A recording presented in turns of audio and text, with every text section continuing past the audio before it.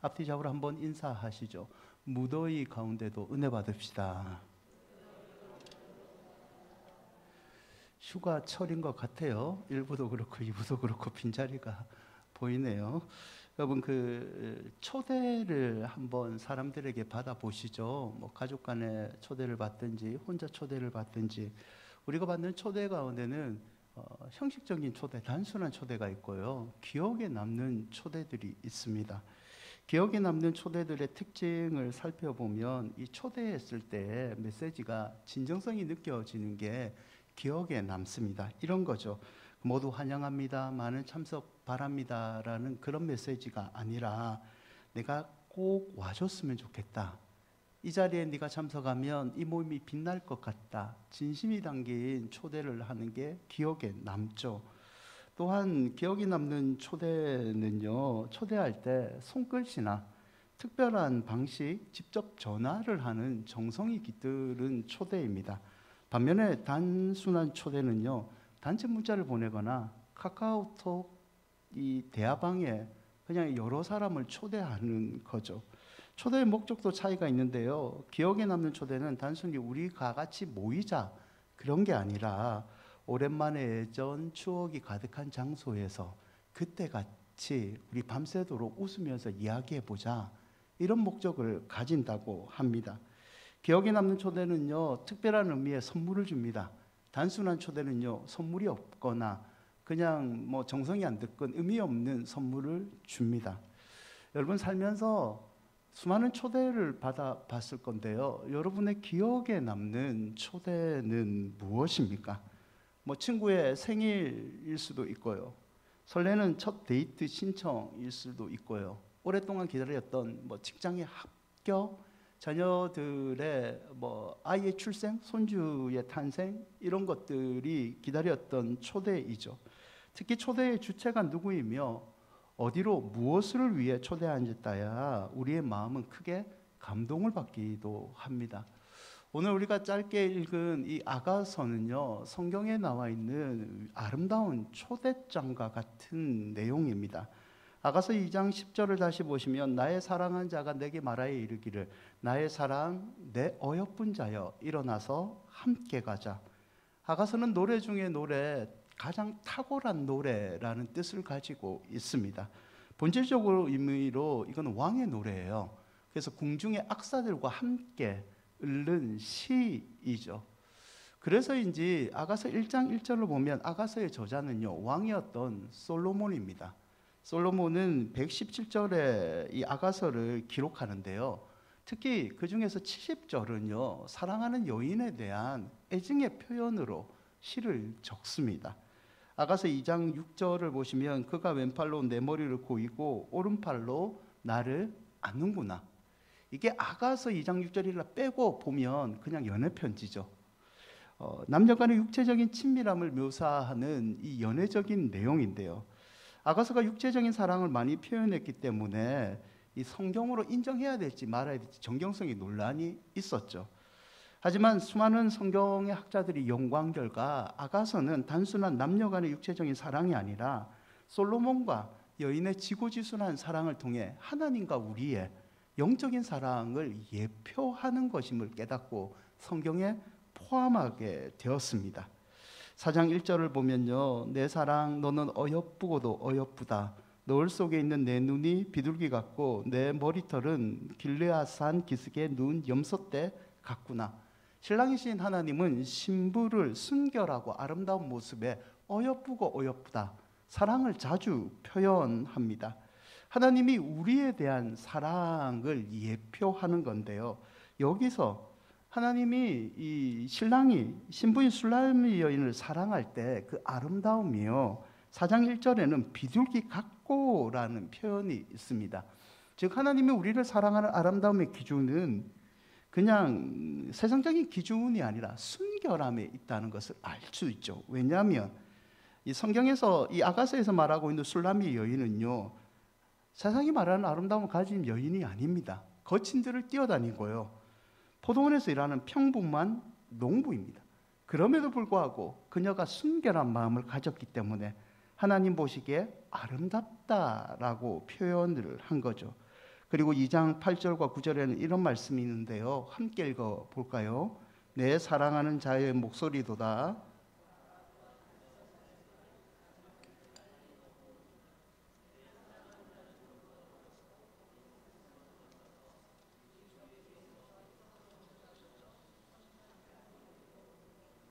연애에 대한 사랑을 표현한 부분에서 아가서에서 자주 등장한 것 하나가 이 급하고 간절히 보고 싶은 마음이 표현되어 있습니다. 2장 8절과 9절이 그 대표적인 구절인데요.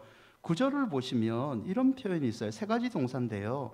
벽 뒤에 서서 창으로 들여다보며 창살 틈으로 엿보는구나.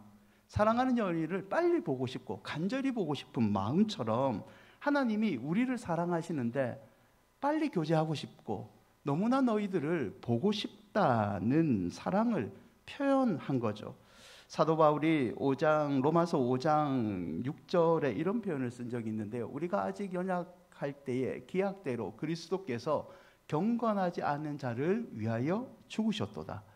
하나님이 우리 사랑하시는데 한번 택하신 자를 멈추지 않고 포기하지 않고 끝까지 사랑했다는 표현인데요. 5장 8절에는 얼마큼 사랑했느냐, 자기 아들을 죽이심으로, 그리스도께서 우리를 위해 죽으심으로 하나님께서 우리에 대한 자기의 사랑을 확정하셨다. 죄인 되었을 때 아직 하나님을 모르는 우리를 사랑하셨기 때문에 자기 아들까지 죽음에 내어주심으로 포기하지 않고 우리를 사랑하신 하나님의 사랑이다 라고 얘기하는 거죠. 이 부분에 관해서 옥타비우스 웨슬로라는 사람이 있는데요. 이 사람이 이런 표현을 쓴 적이 있어요. 누가 예수님을 죽음에 내어주었는가 질문을 던지면서 답을 주는데요. 유다가 돈 때문에 내어준 것이 아니다. 빌라도가 두려움 때문에 예수님 십자가에 내어준 것도 아니다. 유대인들이 예수님을 질투해서 내어준 것도 아니다. 그 본질은 하나님 아버지가 우리 사랑했기 때문에 자기 아들을 내어주시고 우리의 죄의 문제를 해결하고 천국에 들어가는 길을 열어주셨다는 거죠. 사랑하는 여러분, 하나님께서 저와 여러분을 사랑하는 줄 믿으시기 바랍니다. 하나님이 그 사랑 때문에 천국이란 아름다운 곳에 우리를 초대하기 위해 자기 아들 예수 그리스도의 목숨을 내어주셨다는 거죠. 이 아름다운 사랑은요, 오늘도 유효합니다. 지금도 살아계신 하나님은 우리를 향해서 말씀하시죠. 나의 사랑, 나의 어여쁜 자여, 나와 함께 가자. 여러분, 여름에 휴가도 이렇게 보내시고 무더위 속에서 특별히 나들이도 안 하시는 힘든 계절 중에 하나잖아요. 이 재충전하는 시간에 여러분, 하나님을 향한 사랑의 본질을 회복하는 여러분이 되시기를 바랍니다. 하나님은 여러분이 언제나 가까이 오기를 원하시고, 그리고 가까이 오는 여러분을 사랑의 풍성한 자리로 초대하기를 원하십니다. 우리 큰은혜 교회 성도 여러분들이 이번 여름에 다시 한번 하나님을 향한 사랑의 음성을 들으시기를 축원드립니다. 이 하나님의 초대에 참여하려면요, 첫째는 얼굴을 보게 하라라는 의미가 있습니다. 아가서 2장 14절인데요. 함께 읽어볼까요?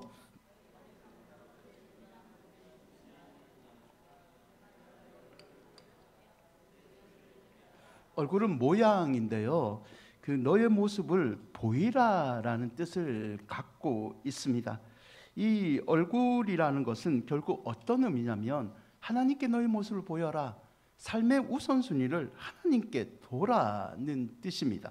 어떤 일을 하든지 하나님께 먼저 묻고, 어떤 일에 감사하든지 하나님께 먼저 감사하고, 어려움이 있을 때도 하나님께 나아가 울며 호소해라. 우선순위를 하나님께 둬라. 그래야지 하나님의 풍성한 사랑을 누릴 수 있다는 의미이죠. 여러분, 믿음이라는 것은요, 무엇보다 하나님을 사랑하는 겁니다. 믿음이라는 것은 무엇보다 하나님을 사랑하는 거죠. 믿음이 깊어진다는 것은요, 어떤 상황에서도 하나님에 대한 사랑을 잃지 않는 겁니다. 여러분, 이 청교도 존 오웰이라는 사람이 이런 말을 한 적이 있는데요.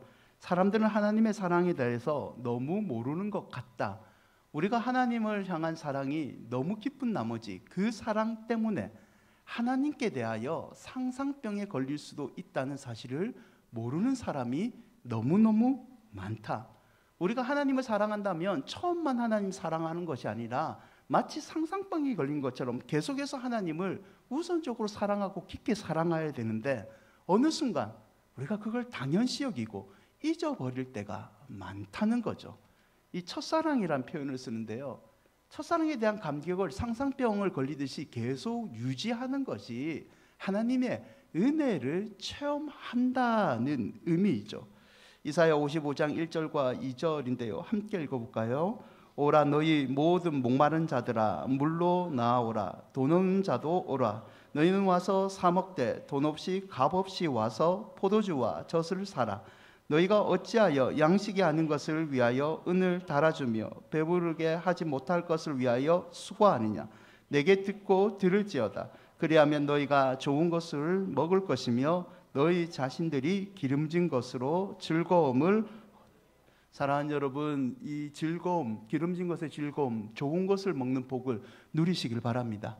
그 복을 누리는 첫 번째 출발점이요, 우리가 하나님과 사랑하는 관계를 회복하는 겁니다. 하나님은 언제나 우리를 보고 말씀하시고 우리와 교제하기를 원하시죠. 이 재충전의 휴가 기간에 여러분이 하나님과의 믿음의 교제를, 얼굴을 보이는 하나님과의 교제를 우선적으로 생각하는 그 마음을 회복하시기를 축원드립니다. 둘째는 내 소리를 듣게 하라인데요, 14절을 다시 보시면 얼굴을 본 다음에 내 소리를 듣게 하라라는 표현이 있습니다. 이때 소리는요, 달다, 기쁨을 주다라는 의미를 담고 있습니다. 즉 하나님을 기쁘시게 하고 하나님을 달콤하게 하는 소리를 네가 나에게 들려줬으면 좋겠다라는 의미이죠. 그렇다면 우리가 하나님을 기쁘시게 하고 하나님을 달콤하게 하는 그 소리는 무엇일 것 같습니까? 기도죠, 예배죠, 찬양이죠, 영혼을 구원하는 그 구원의 전도의 외침이죠. 하나님께서는 우리의 여러 소리를 듣기 원하시는데 그 중에서 하나님이 기뻐하시는 소리를, 하나님을 찬양하는 소리, 하나님께 간절히 드리는 기도의 소리, 영혼을 구원하기 위해 전도하는 그 외침의 소리를 하나님은 기뻐하신다는 거죠. 아가서 5장 1절을 보시면요, 내 누이 내 신부야, 내가 내 동산에 들어와서 나의 모략과 항제를 거두고 나의 꿀송이와 꿀을 먹고 내 포도주와 내 우유를 마셨으니 나의 친구들아 먹으라. 나의 사랑하는 사람들아 많이 마시라. 5장에 보면요, 신랑은 신부를 아름다운 동산, 포도 농장으로 초대합니다. 이 포도원은요, 5장을 보면 무화과 나무와 푸른 열매가 맺히는 곳입니다. 안식이 있는 곳입니다. 생명이 있는 곳이죠. 이곳으로 초대를 하죠. 여러분, 오늘날의 이 포도원은 어떤 곳을 아가서에서 상징하냐면 교회를 상징합니다. 즉 여러분의 가정의 교회, 그리고 이렇게 모이는 예배를 드리는 이 교회가 예수 그리스도를 모시는 곳이기 때문에 안식과 포도원이 넘치는 생명이 있는 곳이 되어야 됨을 알 수 있죠. 여러분, 여러분의 가정이 하나님의 안식이 있는 평안의 장소가 되기를 축원드립니다. 여러분의 가족들이 서로를 봤을 때 위로를 받으시기를 바랍니다. 교회 나와서요, 여러분의 지친 영혼이 쉼을 얻고 여러분의 무거운 짐이 예배를 통해서 사라지기를 바랍니다. 그러기 위해서는요, 누군가가 하나님이 기뻐하시는 쉼이 있는 곳이 우리 가정의 교회이다, 우리 큰은혜 교회이다 라고 하나님 기뻐하시는 목소리를 외쳐야 된다는 거죠. 게다가요, 이 아름다운 쉼이 있는 동산은 그냥 만들어지지 않는데요, 아가서 2장 11절과 13절을 보면 이런 말씀이 있어요. 함께 읽어볼까요? 겨울도 지나고 비도 그치고 지면에는 꽃이 피고 새가 노래할 때가 이르렀는데 비둘기의 소리가 우리 땅에 들리는구나. 무화과 나무에는 푸른 열매가 익었고 포도나무는 꽃을 피워 향기를 토하는구나. 나의 사랑, 나의 어여쁜 자여 일어나서 함께 가자. 비둘기가 나오는데요, 비둘기 소리가 우리 땅에 들렸도다, 봄이 왔다는 신호입니다. 여러분, 팔레스타인의 비둘기는요, 팔레스타인에서 월동을 하지 않습니다. 월초가 되면 때를 지어서 돌아온대요. 마치 우리나라의 제비처럼. 비둘기 소리가 들렸다, 봄이 왔다는 소리입니다. 이게 무슨 의미냐? 비둘기의 봄과 같은 기쁨을 맞이하기 위해서는 겨울을 지나야 된다는 뜻입니다. 아름다운 포도원의 동산을 우리가 체험하기 위해서는요, 하나님의 풍성한 사랑의 잔치에 들어가기 위해서는 인내가 필요하고 누군가 외치는 소리가 필요하다는 거죠. 여름 사역을 마쳤습니다. 이 무더운 날 유치부 어린아이부터 초등부 그리고 중고등부 청년들까지 수련을 했고요. 특히 이번에는 일본의 청소년과 청년들이 참여하는 통역이 들어가는 수련회가 힘들거든요. 그런 수련을 했습니다. 캄보디아 땅에 가서요, 햇살이 진짜 이 피부를 찌르더라고요. 그런 곳에서 성도들이 이 단기 선교를 하고 왔습니다. 여러분, 그렇게 하는 이유가요, 우리가 외치는 소리가 있을 때, 교사들이 외치는 소리가 있고, 그리고 우리 성도들의 처음 보는 사람들, 언어도 다르고 언어도 잘 통하지 않는 그 사람들에게 외치는 소리가 있을 때 그 소리들이 기억되고 그들이 하나님의 포도원의 동산에 오는 이 발판이 되기 때문이죠. 여러분, 선교 기간 동안 이 영상에 잠깐 나왔듯이 아이들과 청소년들이 많잖아요. 그 아이가 청소년들이 이 핸드폰으로 촬영을 합니다. 자기들이 태어나서 처음으로 본 외국 사람들이 공연한 게 신기하니까. 그리고 이 사람들이 K-팝에 빠져 있습니다. 대한민국의 위대함이 있죠. 그래서 외국 사람들이 추는 아파트란 춤을 다 촬영해 놓습니다. 꽤 많은 아이들이요. 그리고 저희들이 공연했던 것 중에 무언극이 있어요. 예수님을 나타낸, 예수님의 십자가의 죽음을 나타내는 무언극인데 그것도 아이들이 촬영해 놓고 있습니다. 한 청년이 저한테 물어보더라고요. 목사님, 저걸 찍어간다고 저 아이들이 의미를 알까요? 제가 웃으면서 이런 얘기했습니다. 여러분, 우리나라에 선교사가 처음 복음을 전하러 왔을 때 쪽복음을 던졌습니다. 그 쪽복음 중에 하나를 한 사람이 주워서요, 자기 집에 벽지로 발랐습니다. 어느 날 자기가 누워있는데 천장에 보니까 그 벽지로 바른 뭐 이상한 글씨가 궁금한 거예요. 쪽복음 한글 복음이었거든요. 그래서 그 복음을 읽으니까 그게 요한복음입니다. 그 사람이 예수님을 믿고요, 자기 가정을 전도하고 한 교회의 장로가 됩니다. 혹시 합니까? 우리가 찍은 영상에 그 이상한 동양인들이, 한국에서 오는 아이들이 흰 장갑을 끼고 이상한 옷 입고 이렇게 해서 갑자기 죽는 표정하고, 그 영상이 궁금해서 물어보다가 예수님을 믿을 수 있는 거죠. 사랑하는 여러분, 여러분의 삶에 혹여나 지금 겨울 같은 시간이 있습니까? 하나님께서 봄의 축복을 주실 줄 믿습니다. 그 시간을 소망하면서 오늘도 믿음으로 버텨내시고 하나님이 기뻐하시는 소리를 자주 올려드리시기를 축원드립니다. 세 번째는 이 하나님의 아름다운 초대에 참여하려면요, 여우를 잡아야 됩니다. 2장 15절인데요. 함께 읽어볼까요? 우리를 위하여 여우 곧 포도원을 허는 팔레스타인 지방에는 여우가 많습니다. 특히 포도 수확기에 이 여우들이 극렬하게 활동합니다. 눈앞에 든 수확을 다 망가뜨리고 훔쳐가죠. 포도원 사람들에게 여우는 못된 짐승이죠. 2장 15절에 이 여우를 잡는데 이 여우를 표현할 때 작은 여우라는 표현을 씁니다. 여러분, 오늘날에 우리의 믿음 생활에서 여우는요, 믿음을 방해하는, 하나님의 은혜를 받는 것을, 사랑을 받는 것을 방해하는 세상의 염려, 관계의 불화, 영적인 게으름, 불평과 불만 등입니다. 그런데 이게 성경의 표현대로 하면 작은 여우입니다. 무슨 의미입니까? 성경은요, 죄의 모양이라도 버리라 라는 표현을 씁니다. 하나님의 은혜를 방해하는 작은 것들인데 우리가 대수롭지 않게 생각하는 거죠. 이 정도쯤이면 방치를 해버리는 거죠. 근데 이 작은 여우들이 나중에 커서 염려가 커지고 한 사람과의 불편한 관계가 커져서 하나님의 사랑의 관계를 막아본다는 겁니다. 아가서에서 말하는 것은 하나님의 사랑의 풍성한 잔치에 너희들 참여하려면 너희 안에 있는 그 작은 여우들, 작은 죄라도 하나님 앞에서 끊어버려라. 하나님이 사랑하는 자, 술라미 여인을 사랑하는 것은 순결이듯이 너희 안에 정결하고 하나님 앞에 거룩한 모습을 가진다면 언제든지 하나님의 풍성한 은혜를 누릴 수 있다는 말이죠. 사랑하는 여러분, 영적인 포도 농장이 들어서 하나님과 사랑을, 교제를 나누시면요, 죄의 문제를 해결하셔야 됩니다. 이 재충전 기간에 혹여나 아직까지 끊지 못한 저가 있다면 끊으시기를 바랍니다. 그리고 영적인 분별력을 다시 살려서 말씀과 기도로 하나님을 가까이 하는 여러분이 되시기를 바랍니다. 말씀을 맺고자 합니다. 캄보디아를 갔다 왔으니까 캄보디아의 한 얘기로 말씀을 마무리하고자 하는데요. 저희가 갔던 지역은 이 캄보디아의 수도로 불리는 프놈펜에서 한 2시간 반 정도 들어가는 지역이에요.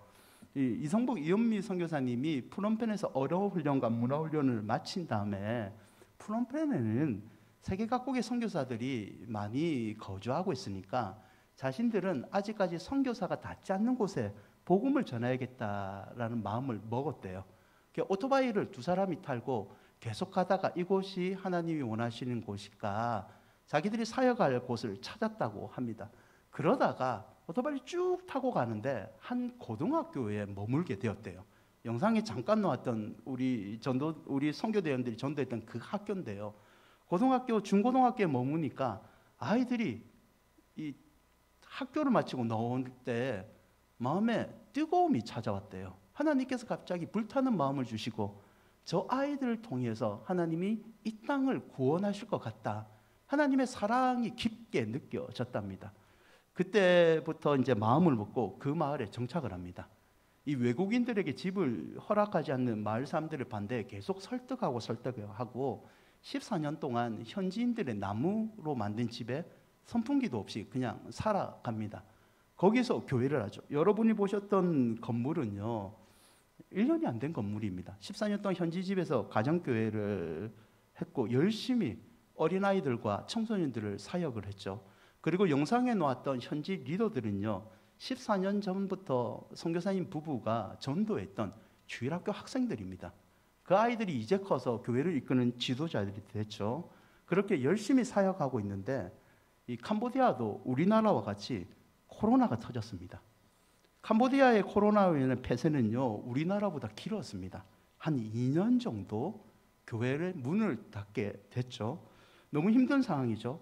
게다가 남자 선교사님이요, 건강검진을 했는데 위암 판정을 받습니다.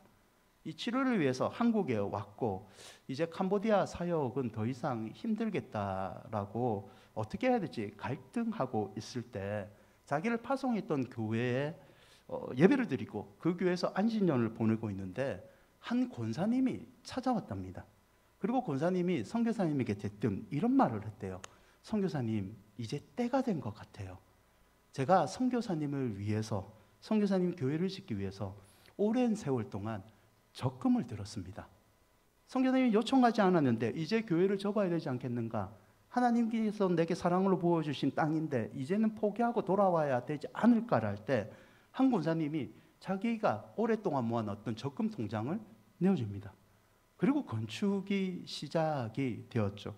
건축을 시작할 때 이 동남아 사람들은요, 건축에 대해서 장난을 많이 칩니다. 그리고 건축 회사가요, 만약에 시멘트 기계를 건축 회사가 가져오는 게 아니고 건축을 하는 사람들이 그 기계를 다 사줘야 됩니다. 사기당하는 경우도 되게 많고요. 고민하고 있을 때 한 선교사님이 소개한 현지 건설회사를 만나게 됩니다. 그 건설회사가 사기도 치지 않고 건실하게 교회를 건축하죠. 교회를 건축했는데요, 이 도로가 문제가 생긴 겁니다. 앞에 도로들이 거의 엉망이거든요. 근데 갑자기 교회 근처에 큰 회사가 들어옵니다. 큰 공장이 하나 들어오더만 공장에 트럭이 들어와야 된다고 해서 그 회사의 사비로 교회 앞 도로까지 깨끗하게 도로를 크게 만들어 줍니다. 이런 기적적인 일을 통해서 지금의 교회가 헌당이 되고, 이 5월 달에 헌당을 한 다음에 첫 선교팀으로 저희 팀이 간 거죠. 선교사님 개인적으로 저희 모교회 대학부 선배들입니다. 저도 사실은 고민을 했어요. 담임 목사가 소개해서 가는 교회인데 선교사들이 신실하게 사역을 안 하면 어떡할까? 교인들이 나를 욕할 거 아닙니까? 근데 가서 보니까 진짜 신실하고 겸손하게 하나님 앞에 사역하는 모습을 보았죠. 그분들이 제가 짧게 설명했던 이 간증을 저한테 얘기하면서 그런 말을 하더라고요. 14년 전에 캄보디아 이 땅에 왔었던 하나님이 내게 주셨던 그 뜨거운 사랑의 마음, 그 사랑의 마음을 잃지 않고 어려울 때나 팬데믹으로 교회가 닫힐 때에도 하나님을 가까이 했더만 하나님께서 한순간에 모든 것을 열어주시는 기적을 보여주셨다는 거죠. 사랑하는 여러분, 하나님을 존중해드리면, 하나님을 경외하고 하나님을 끝까지 사랑한다면 하나님께서는 반드시 여러분을 풍성한 사랑의 잔치로 초대해 주실 줄 믿습니다. 야고보서 4장 8절인데요. 하나님을 가까이 하라. 그리하면 너희를 가까이 하시리라. 은혜를 받고 싶으면 하나님을 가까이 하십시오. 성경은 은혜 받는 방법을 생각보다 간단하게 얘기합니다. 하나님을 가까이 하라. 그러면 하나님도 너희를 가까이 하시리라. 거기에다가 지치고 힘든 현실 속에서 하나님을 향한 믿음을 잃지 않고 죄의 문제를 과감하게 끊고 나간다면 하나님은 더 빨리 더 큰 은혜로 여러분을 축복해 주실 줄 믿습니다. 아가서 2장 10절인데요. 마지막으로 함께 읽어볼까요? 나의 사랑하는 자가 내게 말하여 이르기를 나의 사랑 내 어여쁜 자여 일어나서 함께 가자. 이 여름 휴가로 재충전하는 이 시간에 우리를 언제나 사랑으로 초대하신 그 하나님의 음성에 아멘으로 순종하는 여러분이 되시기를 주의 이름으로 축원드립니다. 우리 찬양